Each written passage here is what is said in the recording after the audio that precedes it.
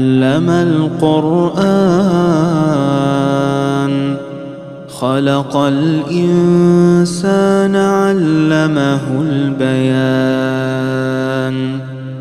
الشمس والقمر بحسبان والنجم والشجر يسجدان